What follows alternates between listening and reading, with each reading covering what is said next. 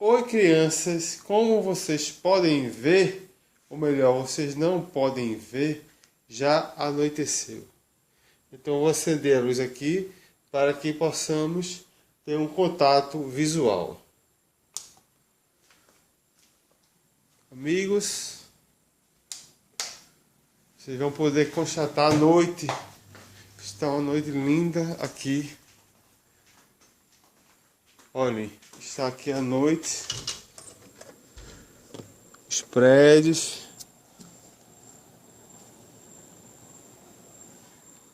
E hoje eu contarei uma historinha para vocês. Uma historinha que é um conto que eu escrevi há muito tempo atrás e que hoje eu tenho a oportunidade de estar lendo para vocês. Certo? Então eu já estou aqui organizando tudo, certo? Deixa eu pegar minha xícara de café aqui,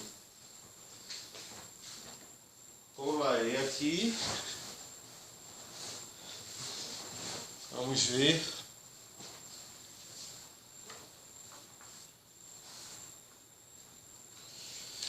Eu vou ler para vocês um conto que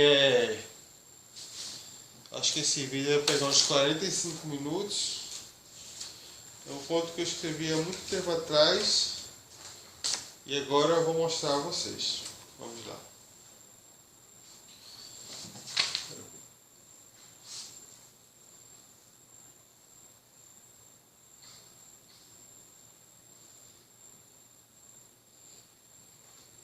Este conto, ele não tem título. Então vamos começar lendo e vamos em frente.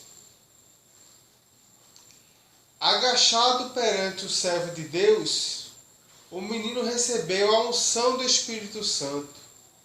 Era constituído no batismo das águas o novo rei sobre o grande sistema babilônico.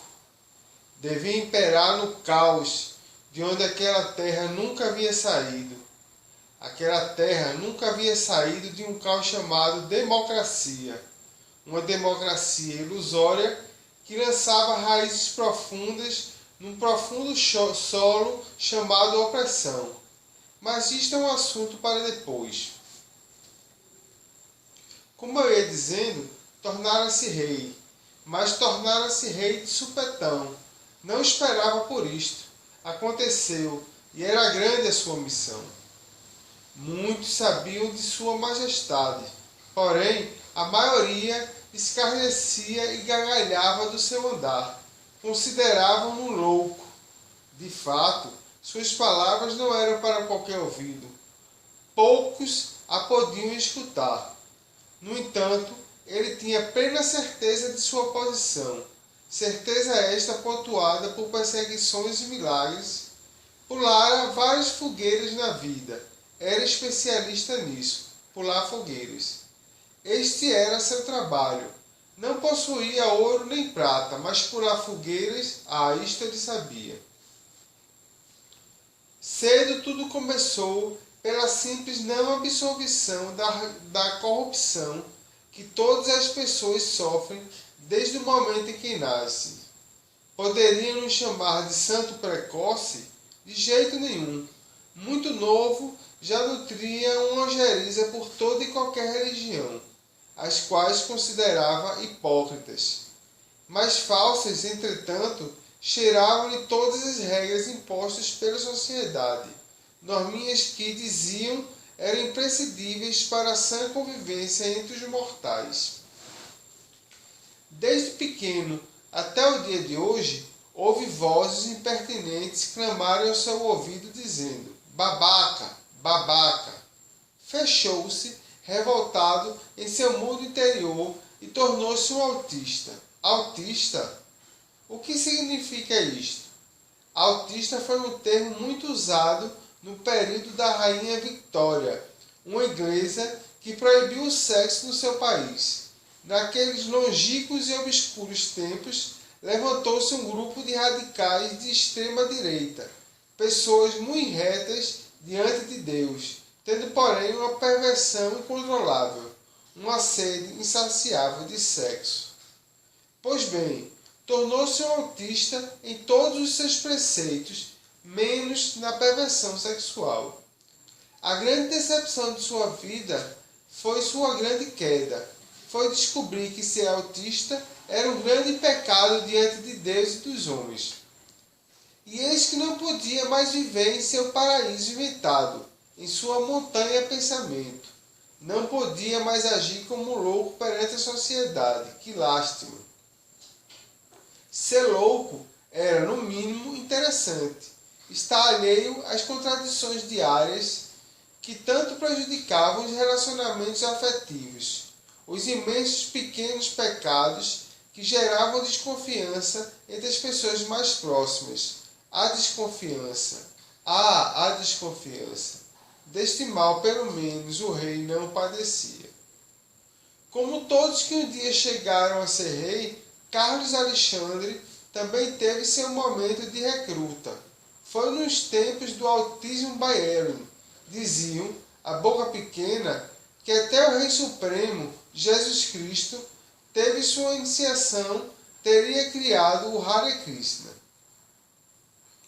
Carlos Alexandre, usando uma sala de bate-papo na internet, entrou num site muito convidativo que buscava uma interação de maior amizade entre os internautas. O que seria isto?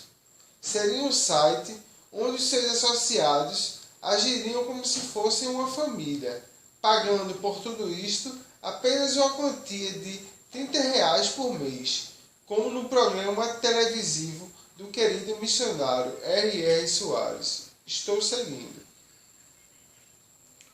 Depois de algum tempo, como participante do site e provando sua fidelidade, a pessoa passava a ter o direito de ingressar na sociedade alternativa. Carlos Alexandre tinha em mãos o endereço da comunidade. Dirigiu-se para lá. Na sua cabeça havia apenas uma coisa, a certeza. É claro que, chegando na sede, todos logo saberiam se ele era ou não era um deles. Com certeza, C.A. tinha muita coisa a acrescentar aos seus futuros novos amigos. Era uma pessoa experimentada nos estudos, curiosa para com as boas coisas deste mundo, de meu Deus, do universo, e interessada em ensinar tanto quanto em aprender. Quando várias pessoas se reúnem em intenção de amizade, é interessante reparar os diversos rituais consagrados que servem para nivelar os indivíduos. Caso isto não acontecesse, como poderiam as pessoas se sentirem participantes de um mesmo grupo? Carlos Alexandre entrou com ousadia na sede. Isto causou de saída uma boa impressão. Lá se praticavam diversos rituais. Os rituais pareciam indígenas, uma revolta às origens forçada por uma necessidade básica de autoafirmação pós-revolucionária. Carlos Alexandre sentiu vontade de gritar: "Arriba, pessoal! La vida é bela!" Havia ali um discreto receio que não ficava definido. E havia também um medo. Tudo isto impedia que algum decorador homossexual fizesse ali uma obra e abalasse as estruturas. Ou seja, transformasse a água em vinho, transformasse um lugar de tímidos homenzinhos em lugar de emberros veneradores. Vamos aos rituais. Os rituais eram estranhos, podendo no primeiro momento causar constrangimento aos novatos, mas eram obrigatórios a todos. Havia uma dança chamada exaltação aos espíritos inexistentes, que consistia num passo em que o dançarino realizava giros sobre o próprio eixo com os braços semi-levantados, o antebraço na horizontal e o braço na vertical, apontando para cima. Ao redor dele ficavam outros autistas, formando um círculo e dançando loucamente ao som de bandas da cena underground europeia. Havia também que se passar pelo crivo de Frei Damião. Frei Damião era um velhinho de fala mansa que sabia como ninguém discernir os espíritos. Cumprimentava a pessoa benevolamente e instantaneamente. Ao ouvir a resposta do interlocutor, já sentia as intenções do mesmo. Frei Damião era o doutrinador do estabelecimento. Com suas sucintas conversas, colocavam todos no lugar. Conversar com Frei Damião não mudava o velhinho mudava a pessoa. Outro ritual era a prova de coragem. Sim, era preciso ter coragem para fazer parte daquele grupo, pois eram muito perseguidos e caluniados. O calouro podia escolher uma maneira de provar sua intrepidez. Porém, a prova sugerida era penetrar numa favela e ir numa boca de fumo e fazer uma pregação existencialista aos traficantes. Se conseguisse fazer qualquer dos meliantes entender de filosofia, seu galardão seria ainda maior. Carlos Alexandre cumpriu muito bem as tarefas, também que chamou a atenção de Lúcia Parada, uma jovem que havia sido expulsa de casa quando seus pais descobriram que ela usava drogas. Ela jurou em seu coração conquistá-lo. Lúcia Parada, de parada não tinha nada. Já havia enlouquecido o suficiente na vida e agora tentava se livrar do vício, enchendo seu cotidiano de compromissos os mais diversos. Morava na sede do Autismo Bayern, junto com Ticiano, Terêncio, Pâmela, França e Nonata. É claro que a Irmandade possuía outros membros, porém apenas estes habitavam a sede. Lúcia Parada era generosa em conselhos, distribuía-os bem certeiros e oportunos. Talvez movida por alguma culpa, não parava de os dar. Foi expulsa de casa devido à sua lucidez e sinceridade. Via, ouvia e principalmente falava coisas muito afiadas aos ouvidos humanos. Até que, num jantar de família com diversos convidados, declarou tranquilamente e abertamente que usava drogas. O pânico foi geral. Para a garota, tudo aquilo não passava de simples diversão. Mas quem pode sondar e discernir todos os erros do próprio coração? Resultado, foi para o olho da rua. Como Deus escreve certo por linhas tortas, fechou uma porta e abriu uma janela. Há algum tempo, Lúcia já fazia parte do Autismo Bayern. Mudou-se para lá. Ela tinha um perfil estético muito interessante. Entretanto, para conquistar Carlos Alexandre, era preciso mais que isto. Era preciso alma, coração pulsante. Carlos não era dado a namoricos ficantes, frivolidades passageiras. Em verdade, queria uma companheira. Daí a importância da alma. Ao se olharem pela primeira vez, Carlos, como de costume, desviou o olhar e desinteressou-se. Lúcia então ficou entristecida e demonstrou. Isto chamou mais uma vez a atenção de Carlos, que observou a tristeza da garota, compadeceu-se, deu-lhe atenção. Quando a menina sentiu-se notada, desinteressou-se. Carlos constrangeu-se, intrigou-se, acendeu em seu peito um fogo. Estava armado o campo de batalha do amor. Apenas o amor é capaz de sustentar a vida. Os principados, as potestades e os príncipes das trevas desses séculos não vieram senão a matar, roubar e destruir. O ódio nada constrói, tudo destrói. Persegue a criação até que não reste mais nada a contaminar. Seria possível existir universo se a força que o governasse fosse maligna? Certamente que não. Se Deus não fosse amor, o universo não existiria. Lúcia estava interessada em Carlos e era de certa forma correspondida. O fato é que Carlos era um celibatário nato.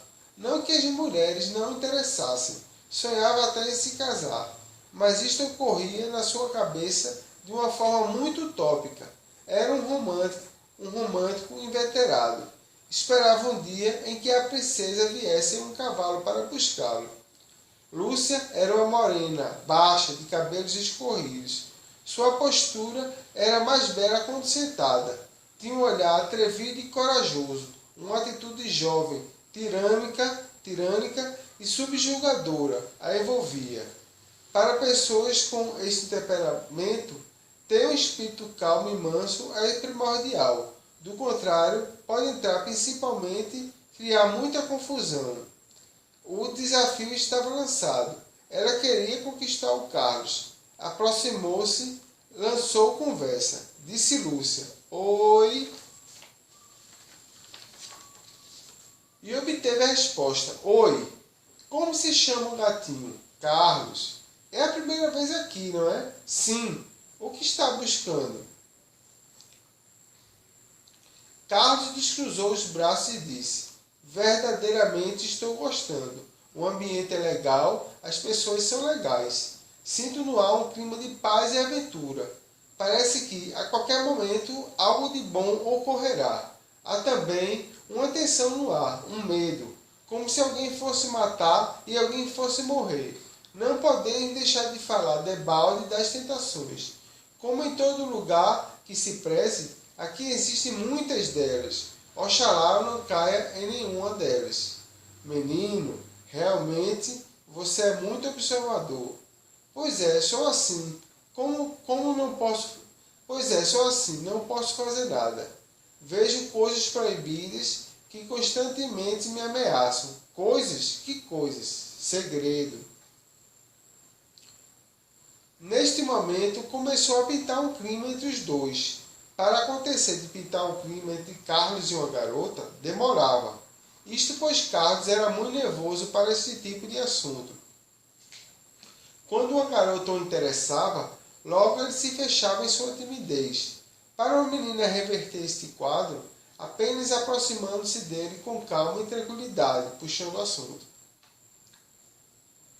No entanto, algo que Carlos não admitia era mentira.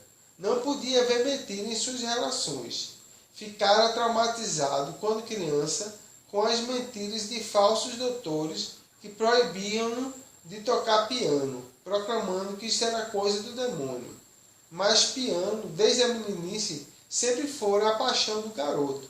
Entretanto, como buscava em primeiro lugar o reino de Deus, abandonou o sonho. Entraram na maioridade e ainda não realizaram o encantamento. Agora, porém, com o discernimento necessário, o realizaria, tocaria piano. Lúcia parecia, aos olhos de Ceá, uma menina sincera. De saída, agradara-se dela. Combinaram de sair para passear por Olinda. O carro de Carlos estava estacionado próximo, mas para melhor aproveitar a paisagem, decidiram passear a pé. Foram caminhando pela orla marítima, o vento batendo, os coqueiros balançando. A lua estava linda, cheia, iluminava a noite com sua luz branda. Pararam em determinado momento da praia e abraçaram.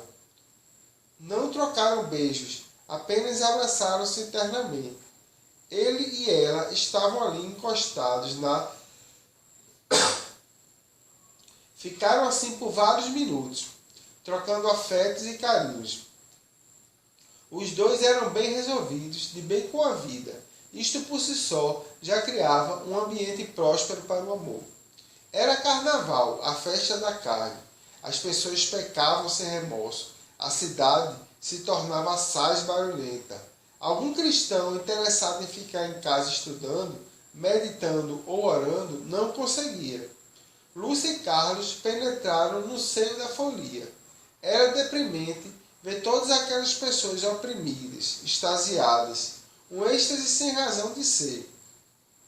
Os olhares fixos no horizonte, a postura impassível diante da vida. Era contra aquilo que Carlos lutava e lutaria incessantemente. Não, não, 3 vezes não. Vinham descendo a ladeira íngreme em direção aos 4 cantos. Um sujeito mal encarado aproximou-se deles, oferecendo loló. Lúcia animou-se em comprar um tubo. Entretanto, não possuía grana.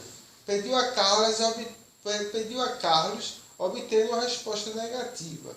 Ele, depois de se converter ao protestantismo, absolutamente não tocava mais em nenhuma forma de entorpecente.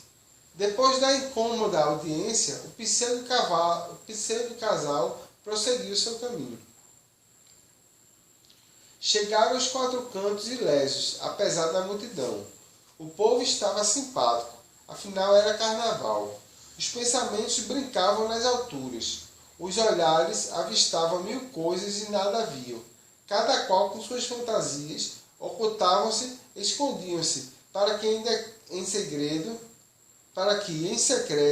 as mais caprichosas vontades ganhassem força e se concretizassem no mundo real. Carlos sabia como aproveitar uma festa. Entrava no clima do ambiente em que estava, sem precisar de uma gota de álcool. No entanto, como o clima da festa da carne é torpe, Carlos induziu a si mesmo um adormecimento voluntário e natural. Foi neste clima que Carlos avistou a coisa que mudaria por completo seu estilo de vida, o buraco. Tinha já percorrido um bom caminho daquele carnaval, quando se deparou com uma daquelas lindas ruas, bastante arborizadas, que só Olinda tem. Puxando Lúcia pela mão, entrou pelo atalho, iam caminhando lentamente, quando nosso herói estancou. O que é aquilo? Saíram do meio da rua, atravessaram um pequeno bosque e puseram-se diante dele, do buraco. Não era um buraco comum. Este possuía uma veemência convidativa. Era claramente feito para que alguém entrasse por ele. Será que há algum presídio aqui perto? Arriscou Carlos. Olhou para dentro dele. Parecia ser profundo, não ter fim. O casal entreolhou-se interrogativamente. Vamos? Vamos. Entraram apressadamente e, como num passo de máscara, saíram rapidamente do outro lado. Estranho, tudo parecia exatamente igual à paisagem que havia deixado para trás. Saíram por onde entraram? Improvável. Haviam andado para a frente. Timidamente deslocaram-se para longe da passagem, deixando-a para trás. O carnaval ainda estava ali. Alguma coisa, porém, estava mudada.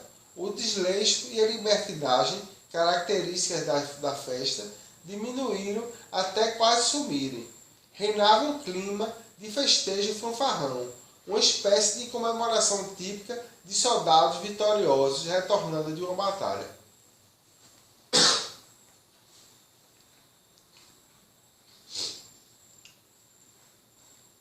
As pessoas estavam mais criativas, vestiam roupas mais dignas, menos sensuais. As diversas fantasias escondiam ou exaltavam pequenos segredos das gentes.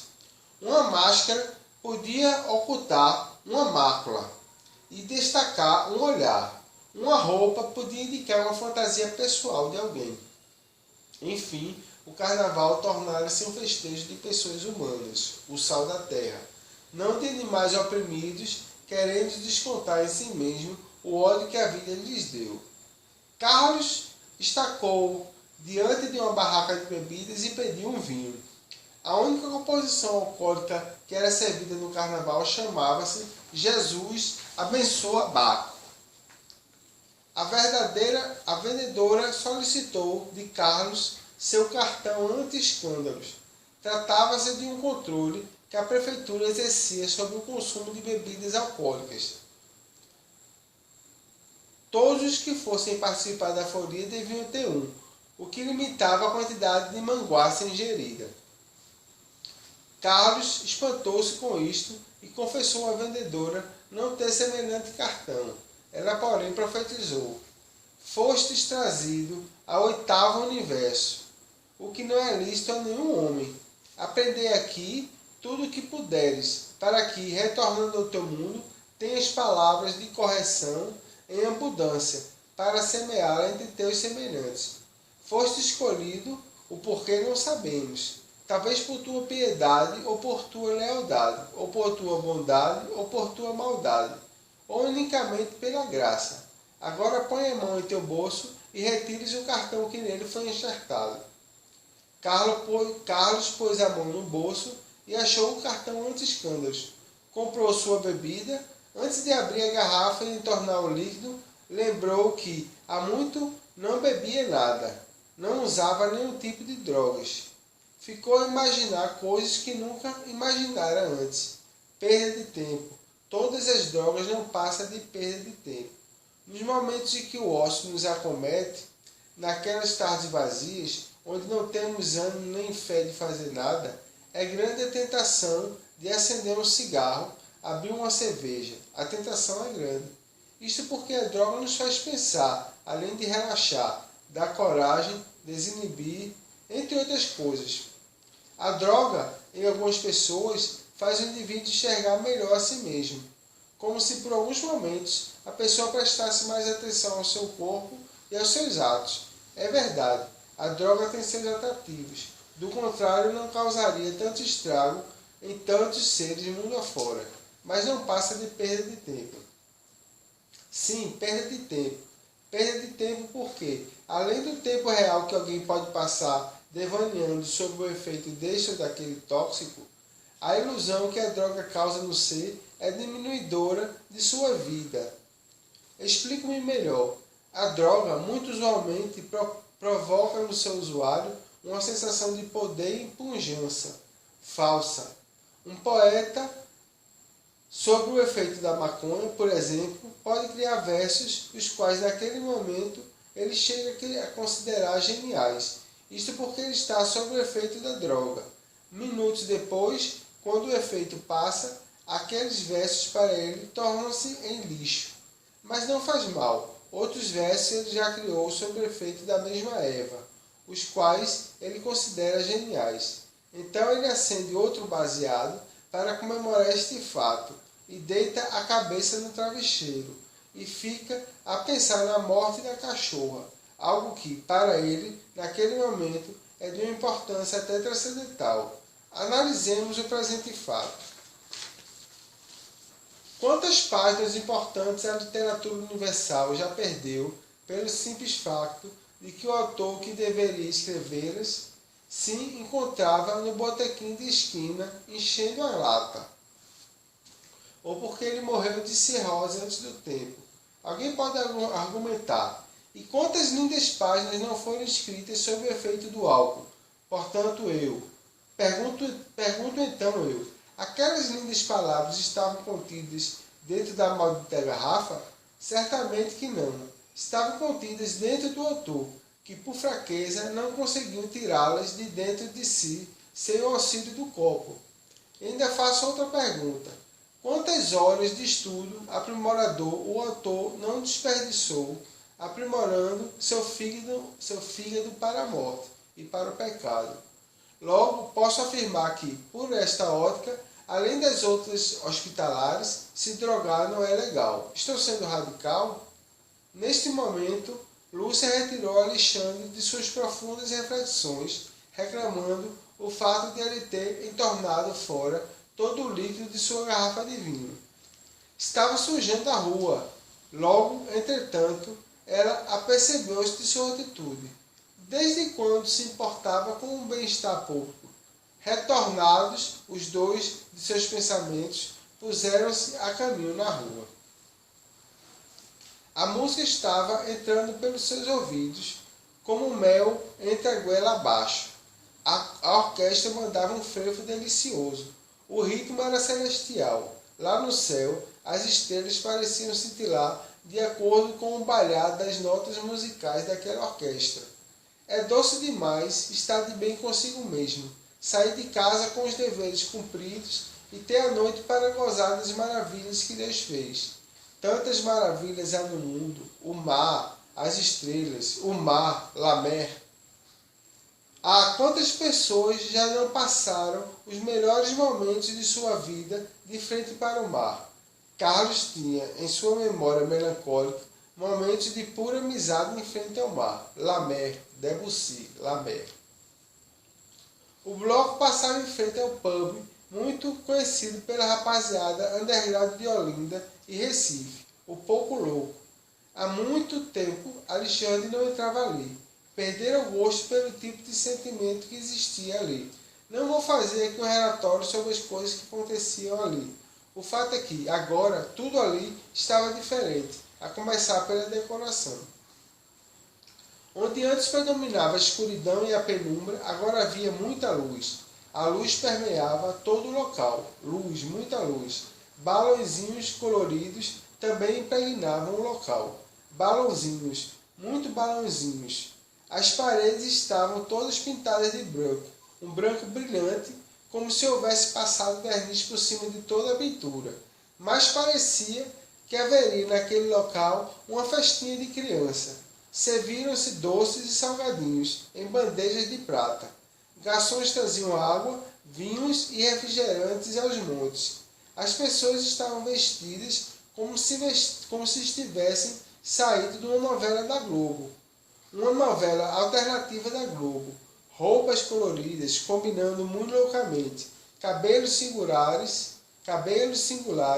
cada cabelo era uma história à parte. Piercings, discretas tatuagens, maquiagens, unhas fortemente pintadas, colares, pulseiras, toda sorte de adereços, pessoas sorrindo.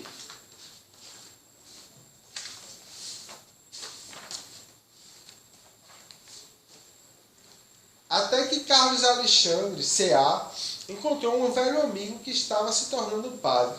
Não acreditou no que estava vendo. Então, o maior drogado do estado de Pernambuco estava fazendo votos de pobreza e castidade, pensou. E uma punhetinha? Nenhuma punhetinha? Perguntou. Não nada. De repente, não mais que repentinamente, este amigo de C.A. apontou para o céu e disse: Eis que faço nova todas as coisas. Empalideceu até ficar etéreo e adentrou o corpo de Carlos Alexandre, ficando este confuso, extasiado pelo tempo de alguns segundos. Em seguida, tornou a si e disse: Fui possuído por um espírito, mas não sei se das trevas ou da luz. Lembrou, entretanto, de uma passagem bíblica que fala que Deus não é Deus de confusão, mas ele estava confuso, muito confuso. Isto deve ser do diabo, pensou, pois este meu velho amigo nunca foi flor que se cheire, e agora ele adentrou meu corpo. Como vou desvendar este mistério? Voltou a si e se percebeu de mãos dadas com Lúcia parada. Desatracou levemente sua mão de sua recente ficante e disse: Acho que isto não está certo. Pelo menos para mim.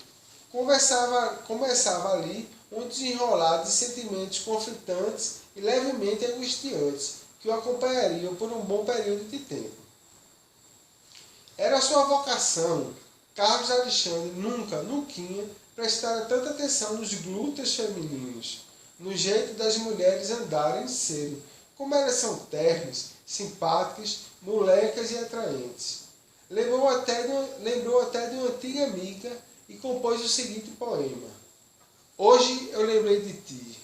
Oh, como não pude ver a pureza em teus olhos. Foste minha amiga, minha doce e suave amiga.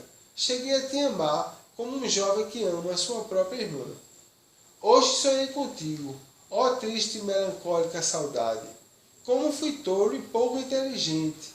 Tinha ao meu lado uma mulher pura e formosa, e acima de tudo, uma menina de ouro. Ainda me lembro de novo de nosso último encontro. Oh, como fui imbecil e pouco douto. Tu me olhaste nos olhos e propuseste um amor, e eu, como um animal assustado, fugi. Como faço para te encontrar? Por onde andas tu? Estás sozinha? Estás casada? Gostaria de te ver outra vez, desfrutar novamente de tua afável presença. Ó pequena flor cálida e perfumada, ser teu amigo outra vez. Saudades de uma cândida flor. Lendo e relendo o presente poema, Carlos Alexandre notou a inexcusável pieguice de seus sentimentos amorosos e concluiu: definitivamente serei padre. Dentro dele, porém, sua baixa autoestima clamava por bom senso e dizia: Tu, padre, Quem vai levar a sério as palavras de um proxeneta como tu? És um traste, uma peça rara. Como alguém poderá te levar a sério? Sua mãe gargalhou quando recebeu da boca de Seá a notícia de que ele pretendia entrar ao seminário e ordenar-se sacerdote. Arranje uma mulher, pois sei que esta novidade que me trazes não passa de uma vontade inconsciente de se fazer importante. Seu pai logo perguntou-lhe, quanto ganha um batina?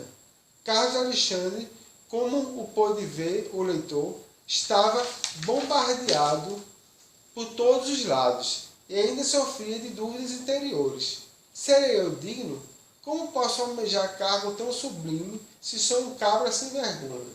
Sou um pervertido dos pensamentos. À noite em minha cama tenho tantos sonhos eróticos e acabo sobressaltado, suando, culpando-me por meus pecados. Não levo ninguém a sério. Para mim, todos são como cachorros sem dono.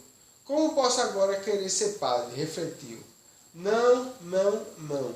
4 vezes não. Por que me assola esta vocação? Vou lançar a mão do flagelo e açoitar minha carne, decidiu. Carlos Alexandre tomou de um alfinete e pôs-se a espetar sua bunda. Em seguida, pediu um cigarro à sua mãe e começou a fumar, encostando a brasa do crivo em seus braços e pescoço. Tomou do próprio cinto e atacou suas costas. Jogou o cigarro no chão e o apagou com seus pés descalços. Golpeou seus testículos com o sapato e caiu no chão, urrando de dor. Lançou contra a parede sua cabeça até sangrar, e o galo cantou 3 vezes. Investiu contra sua barriga com um pedaço de cabo de vassoura, plantou bananeira e vomitou todo o almoço que estava em seu estômago. Nem assim se sentiu menos pecador. Vão as favas todos vocês que dizem que eu não presto, bradou da janela de sua casa para o mundo ouvir, como se estivesse fazendo uma homilia para uma multidão. Verdadeiramente Deus se enganou, não serei padre, casarei com uma gostosa e terei filhos. Não presto para nada mesmo, sou um porco. Deixe-me em paz, Deus, deixe-me em paz, gritou. Este foi o princípio das dores de Seá, sua primeira crise no fictício sacerdote. Que vá tudo para o inferno. No outro dia, menos perturbado, Seá saiu de casa, voltou à sede do Autismo Bayern, levando uma Bíblia debaixo dos braços. Estava bem mais sereno e convincente. Todos naquele lugar apresentavam-se em transe. É que passara logo cedo na casa um séquito de fiéis do Santo Daime para fazer proselitismo. Distribuíram o precioso sangue a todos que ficaram a entoar mantras. Levava-se a sério, parecia, todos os rituais praticados no recinto. Era como um assoberbado homem de negócio que tudo fazia muito centrado e dando valor a cada atividade realizada. Era a loucura levada a sério, mas que religiosamente, mais pragmaticamente. Seá tomou gosto pela coisa e passou a se ver importância nas mais rápidas leituras de uma inscrição ao lado da ferragem de uma caçamba do caminhão que passava. Vrum! Lúcia, parada, já estava nua e se masturbando. Seá exortou-a, que vestiu a roupa e o seguiu. Foram caminhar à beira-mar. Lúcia, parada, LP, desenrolou das profundezas do seu bolso uma bomba de maconha. Baforou, tragou, respirou a perua, gorgolejou e ofereceu a Seá. Este, por sua vez, muito relutante, tomou do toquinho e ingeriu a fumaça para dentro. Imediatamente morreu. LP estava drogada e prostituída. Fizera sexo com vários parceiros, num ciclo vicioso de drogas, muita bebida e diversidade homoafetiva. Sua reputação ia de mal a pior. Em frente à casa do Autismo Bayern, uma viatura de polícia montou campana, respondendo a denúncias de que ali se usava e comercializava drogas em demasia. A comunidade já havia sido objeto de uma matéria na TV Globo que ultrajava e denegria justamente a imagem de todos os que moravam ali. Afinal, de maneira alguma seria de bom tom uma comédia de indivíduos falando e praguejando imprecações contra o establishment da sociedade. Lúcia Parada era uma das molusquestes mais visadas, pois provinha de uma família muito católica e abençoada de indivíduos de classe média alta, que possuía muito respeito e dinheiro para guardar. Cardinou, com seu programa Bronca Pesada, já havia feito uma matéria com Lúcia Parada, LP. Isto quando ela foi presa com uma certa quantidade de maconha, ao qual a polícia estava oscilando de opinião, sem saber se era tráfico ou apenas uma quantidade para uso pessoal. Lúcia fumava tudo. Ficou muito conhecido o caso de LP, e Cardinou, botando sua música especial para celebridades. Isto acontecia quando algum riquinho aparecia em seu programa, arregalou os olhos e mandou muita gente tomar no... Da primeira vez, não passou de usuária, mas como estava devendo a traficantes, a polícia botou o olho no LP. Qualquer dia ela morre, pensou o delegado. Não deu outra. Lá estava Lúcia Parada, estendida no chão. Uma garota muito meiga e promissora, que tivera a vida ceifada pelo uso da droga. Cardinou noticiou com muito pesar e o JC estampou a seguinte manchete na capa do seu periódico matinal: morre mais por droga que por miséria. Lúcia Parada chega ao céu. Ao chegar lá, quem veio recepcioná-la? Carlos Alexandre. Lúcia Parada fez menção de que ia tacar um beijo na boca de C.A. Ele afastou-se dela, ao que Lúcia disse: finalmente aqui nós nos casaremos. Ao que C.A. respondeu: bem se vê que chegaste aqui agora. Aqui não se casa nem se dá em casamento, mas todos são como os anjos de Deus. Carlos Alexandre e Lúcia Parada são anjos de Deus. Fim. Bom, pessoal, esse foi um conto que eu escrevi há muito tempo atrás e que eu vim aqui proclamar para assustar vocês, porque de noite os espíritos estão à solta e contos desse tipo podem trazer momentos perturbadores. Então, vamos lá. Se você gostou do vídeo, você vai comentar, vai se inscrever, vai ativar as notificações, vai deixar seu like e vai principalmente compartilhar para que outras pessoas ouçam loucuras como esta. Muito obrigado.